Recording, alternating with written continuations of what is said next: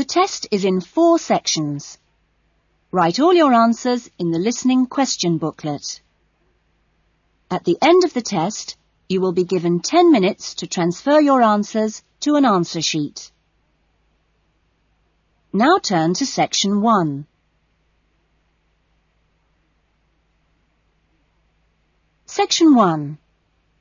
Gavin, a newly arrived student, wants to insure the contents of his apartment. He calls an insurance agent to ask for information. First, you have some time to look at questions 1 to 6.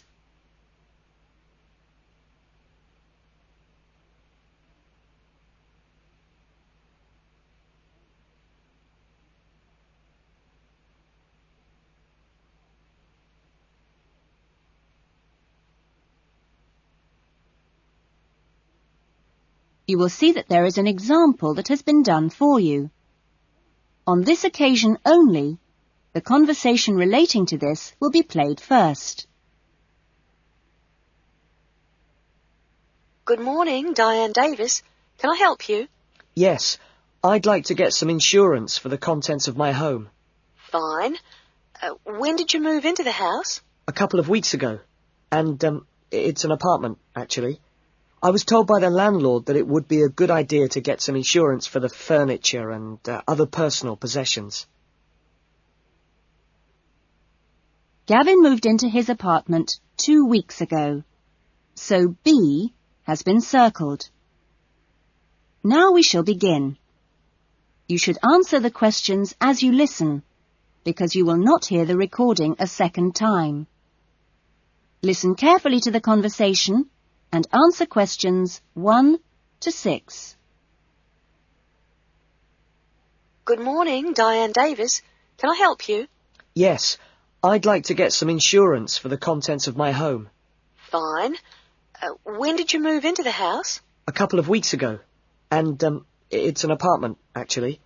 I was told by the landlord that it would be a good idea to get some insurance for the furniture and other personal possessions. Fine. Well, let's get some details. What kind of apartment is it? It's a 2-bedroom apartment. Huh? What floor is it on? Why do you need to know that? Because it affects the cost of the insurance. An apartment on the ground floor isn't as protected as others, and there's more chance of a break-in. Really? I didn't know that. It's on the second floor. Second. And how much is the rent? It's $615 per month. Good. And where is it located? In Biggin Street, South Hills. I see. And what things did you want to insure? Well, what do you recommend? Well, the most important things are those which you would normally find in a home. Things like the television, fridge, and so on. I see. Well, I've got a fridge and a stereo system, which I've just bought from a friend. And how much did you pay for the fridge? $450. 50 or 15? 50. And the stereo system cost $1,150. Have you got a television? Yes, but it's very old and not worth much. Okay. Well, is there anything else you want to insure? Yes. I've got a couple of watches and my CDs and books. How much do you think they're worth? The watches are worth $1,000. For both of them? No, each one. And altogether, the CDs and books cost me about $400. Okay. So the value of everything you want to insure is $4,000. How much will the insurance cost? Let me see. $4,000 divided by plus 10%.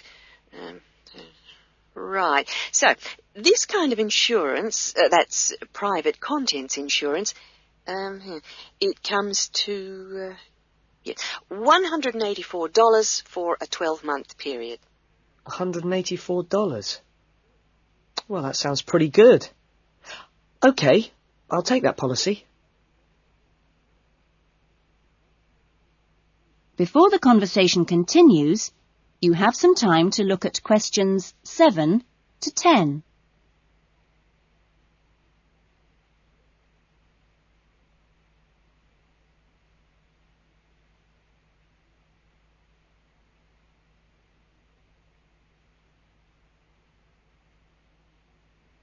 Now listen carefully and answer questions 7 to 10. Can I arrange the policy over the phone? Sure. Just let me get the details down. So, that's Mr. Gavin Murray. That's Murray. And the address is? It's 16C, Biggins Street, South Hills. OK. 16C, Biggins Street, South Hills? That's right. It's 2 words. South Hills. And your date of birth is? 12th of November, 1980. And your contact number? Home phone number is 9872 4855. Right. And, you're Australian? No, I was born in London, although my mother is from Tasmania. Oh, really? Whereabouts? Hobart. I see. Interesting place. Now, are you working at the moment? No, I'm a full-time student at Sydney University. Right. Good. That is the end of section 1. You will now have half a minute to check your answers.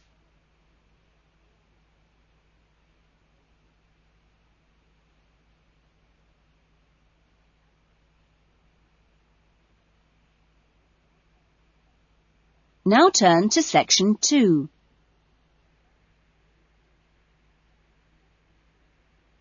Section 2. You will hear an address by the college president welcoming new students to a residential college.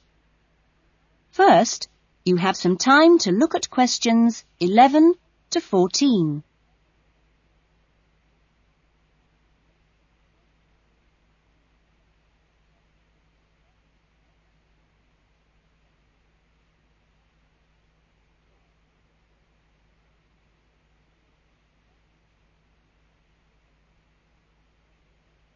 Now listen carefully to the first part of the talk and answer questions 11 to 14. Well, good morning, everyone. It's good to see you all here. Welcome to Smith House. Smith House, as you may or may not know, is one of the oldest residential colleges of the university. As you can see, the building you're in now, which contains this main lounge, the dining room, the recreation room, the kitchen and the offices, was part of the original old house built in the 1840s to be used by the family of George Smith. That's, of course, how the house and college got their names. The original house was converted into a residential college for the university in 1940, and since then has continued to be added on to and modernised. You'll notice when you receive your room allocation in a few minutes that your room number either begins with the letter N, S or W, like this one here. The first letter refers to the 3 wings of the college, which come away from this main building. Of course, the letters represent the 3 directions, in this case, north, south and west. Each wing has 2 floors, and so the next number you see is either 1 or in this case 2, and this indicates which floor your room is on. The number after that is your individual room number. So it's quite simple to find any room by going to the right wing, then floor, and then room number. Before you hear the rest of the talk, you have some time to look at questions 15 to 20.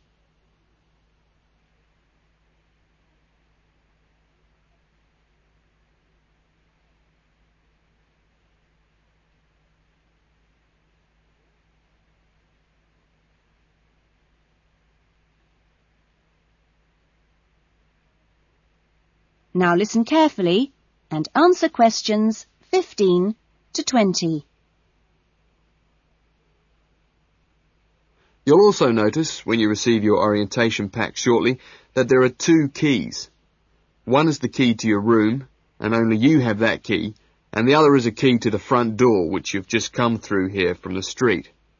This door is closed and locked at 8 p.m. every night, and opened again at 7 a.m. You'll need your key if you're coming back to the college between those times. We ask all students to always enter and leave the college through the front door. You'll notice at the end of each corridor that there is another door, but these are fire doors and are kept locked from the outside. They should only be opened from the inside in case of emergency. In your fees, you've paid a laundry fee, which covers the cleaning of bed linen and towels. All bed linen and towels are clearly embossed with the name Smith House, so it's easily identifiable. If you want your other laundry to be done by the college, this can be arranged for a small extra fee. There are only a few rules here at Smith House, and we have these rules so that we can all live comfortably together. The most important rule is that there must be no noise after 9 p.m. There is also no smoking in the rooms or anywhere inside the college, but smoking is permitted on the balconies. All meals are served in the dining room. Meal times are listed in your orientation pack. Please read these carefully, as meal times cannot be changed, and if you arrive late, I'm sorry to say, you'll just go hungry. If you're unsure about things, each floor has an elected floor senior, who is usually a student in their 3rd or 4th year of study, who's been at Smith House for a while. The floor seniors will introduce themselves later today and answer any questions you have. But for now, I'm going to hand you over to Marnie, who is going to give you the orientation packs and keys. Thanks, Marnie. That is the end of section 2. You will now have half a minute to check your answers.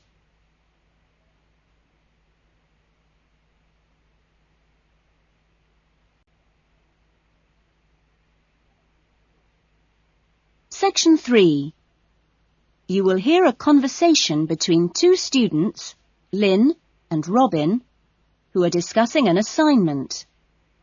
First, you have some time to look at questions 21 to 30.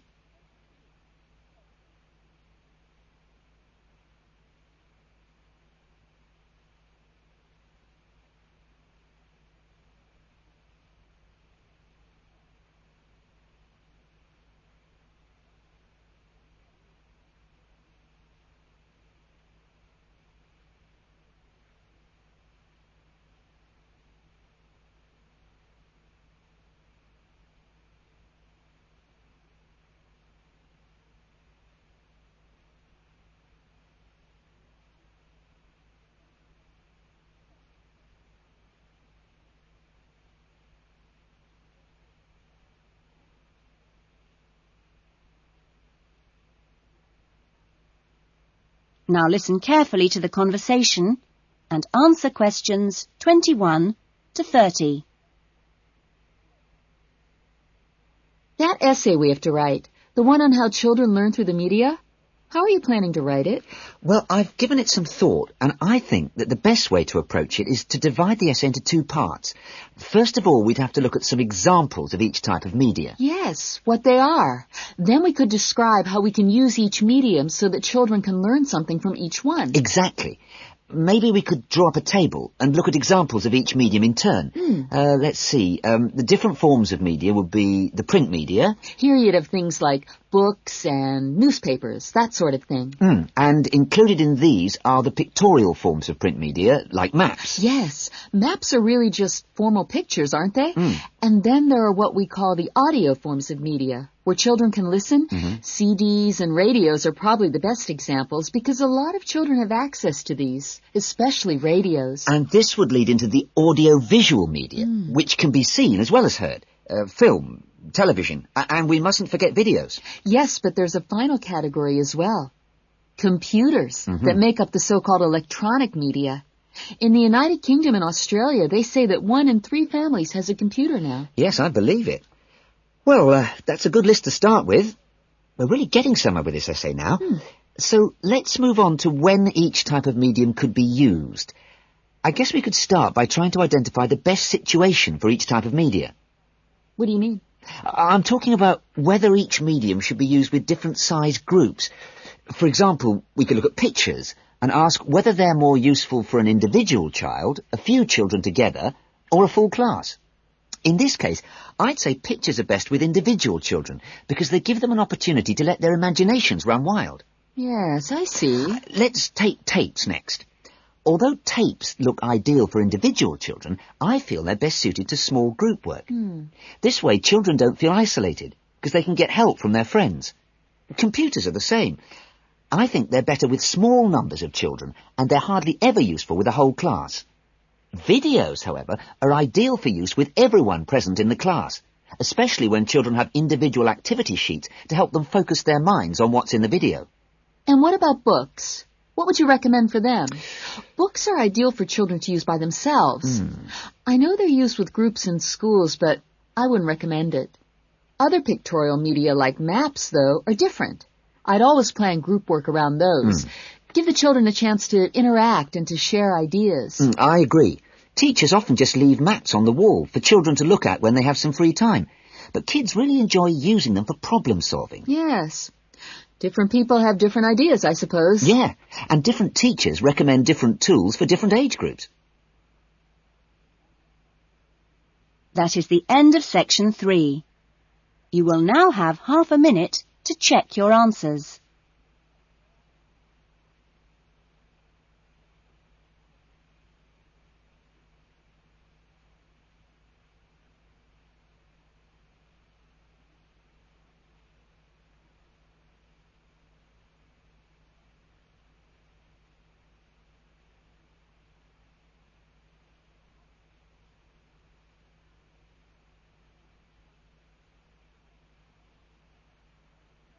Now turn to section 4.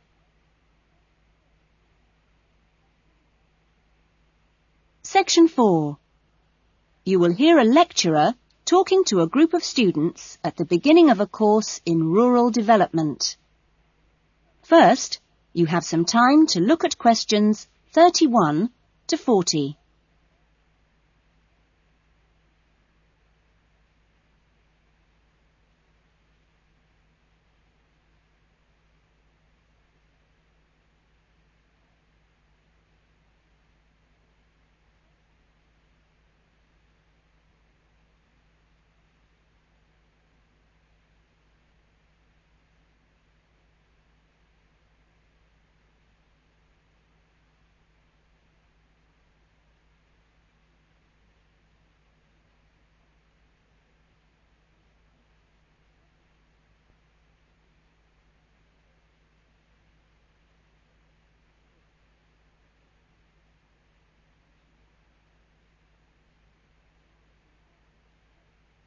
Now listen carefully to the talk and answer questions 31 to 40. I hope that this first session, which I've called an Introduction to British Agriculture, will provide a helpful background to the farm visits you'll be doing next week. I think I should start by emphasising that agriculture still accounts for a very important part of this country's economy. We are used to hearing the UK's society and economy described as being industrial or even post-industrial. But we mustn't let this blind us to the fact that agriculture and its supporting industries still account for around 20% of our gross national product. This figure is especially impressive, I think, when you bear in mind how very small a percentage of the UK workforce is employed in agriculture. This is not a recent development. You'd have to go back to 1750 or so to find a majority of the workforce in this country working in agriculture. By the middle of the next century, in 1850 that is, it had fallen sharply to 10%, and then to 3% by the middle of the 20th century. And now, just 2% of the workforce contribute 20% of GNP. How is this efficiency achieved? Well, my own view is that it owes a great deal to a history over the last 50 or 60 years of intelligent support by the state, mainly taking the form of helping farmers to plan ahead. Then the two other factors I should mention, both very important, are the high level of training amongst the agricultural workforce. And secondly, the recognition by farmers of the value of investing in technology. Now, although the UK is a fairly small country, the geology and climate vary a good deal from region to region. For our purposes today, we can divide the country broadly into three. I've marked them on the map here. The region you'll get to know best, of course, is the north, where we are at present. The land here is generally hilly, and the soil's thin. The climate up here, and you've already had evidence of this, is generally cool and wet. As you'll see next week, the typical farm here in the north is a small, family-run concern, producing mainly wool and timber for the market. If we contrast that with the eastern region, over here, the east is flatter and more low-lying, with fertile soils and a mixed climate. Average farm size is much bigger in the east, and farms are likely to be managed strictly on commercial lines. As for crops, well, the east is the UK's great cereal-producing region. However, increasingly significant areas are now also given over to high-quality vegetables for supply direct to the supermarkets. The third broad region is the west, where it's a different story again. The climate is warmer than in the north and much wetter than in the east. The resulting rich soils in the west provide excellent pasture, and the farms there are quite large, typically around 800 hectares. The main products are milk, cheese and meat. So, clearly, there are marked differences between regions, but this does not prevent quite a strong sense of solidarity amongst the farming community as a whole, right across the country. This solidarity comes in part from the need to present a united front in dealing with other powerful interest groups, such as government or the media. It also owes something to the close cooperation between all the agricultural training colleges, through which the great majority of farmers pass at the beginning of their careers. And a third factor making for solidarity is the national structure of the Farmers' Union, of which virtually all farmers are members. Finally, in this short talk, I'd like to say a little about the challenges facing farmers in the next century. That is the end of section 4. You will now have half a minute to check your answers.